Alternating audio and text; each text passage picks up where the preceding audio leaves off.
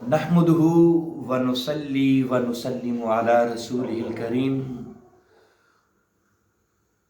أما بعد فقد قال الله تبارك وتعالى في كلامه المجيد والفرقان الحميد إن الله وملائكته يصلون على النبي يا أيها الذين آمنوا صلوا عليه وسلموا تسليما اللهم صل على سيدنا وأصحاب سيدنا ومولانا محمد معدن الجود والكرم وآله وصحبه وبارك وسلم جزا الله عنا سيدنا ومولانا محمد صلی اللہ علیہ وسلم ما ہوا اہلہ۔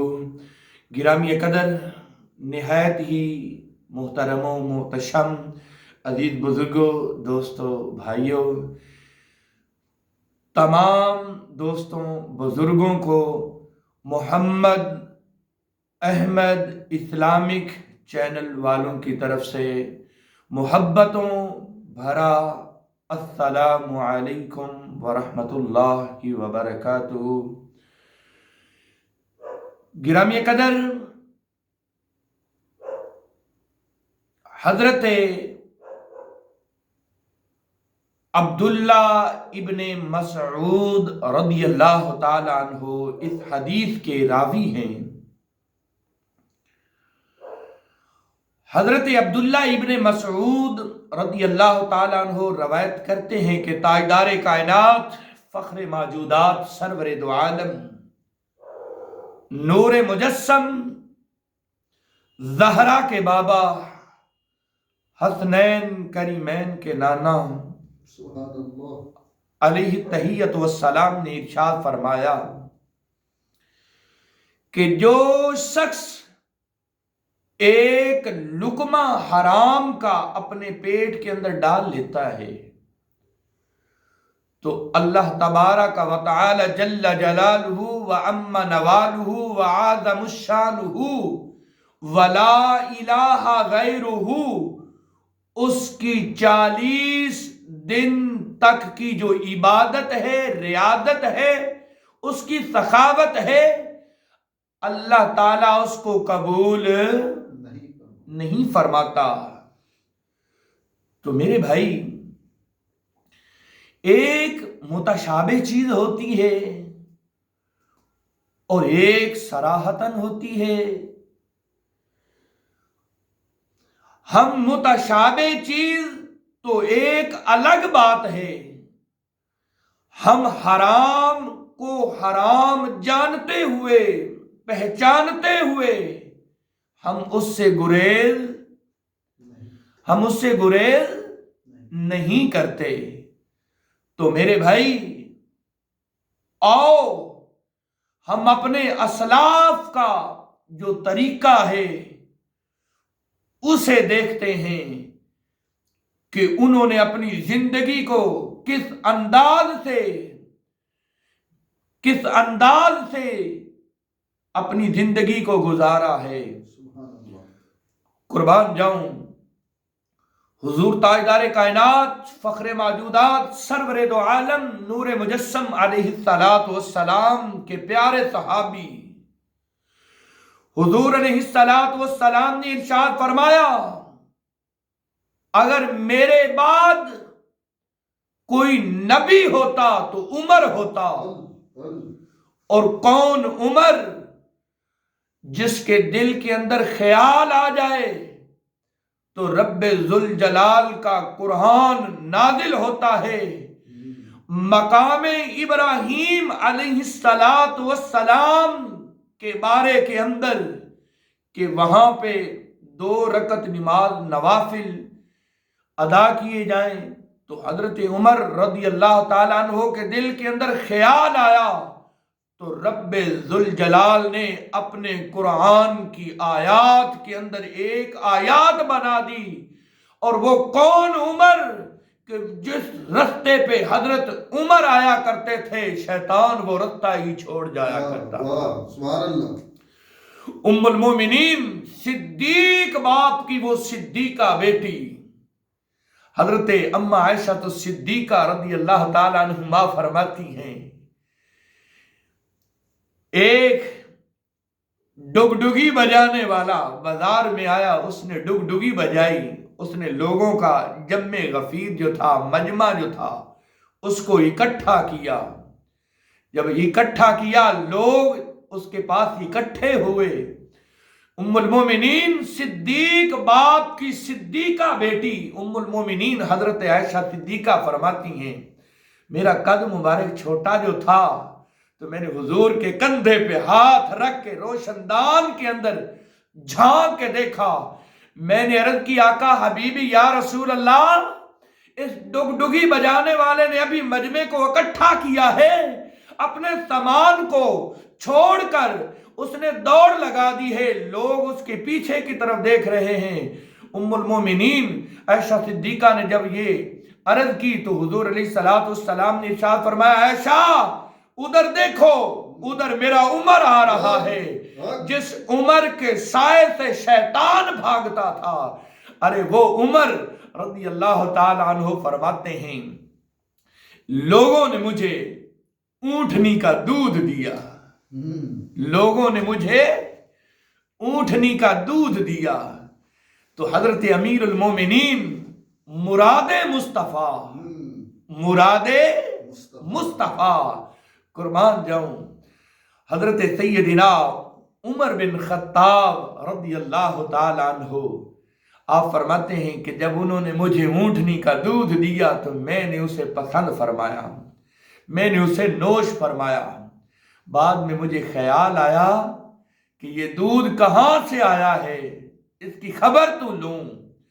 حضرت امیر المومنین خلیفۃ المسلمین حضرت عمر بن خطاب رضی اللہ تعالیٰ عنہ نے جب لوگوں سے پوچھا یہ دودھ کہاں سے لیا ہے تو لوگ آ کے عرض کرتے ہیں یا امیر المومنین فلاں چشمے کے پاس اونٹنیاں تھی جو زکوٰۃ کی تھیں، ان اونٹنیوں کا دودھ ہم نکال کے آپ کی خدمت اقدس میں پیش کیا ہے۔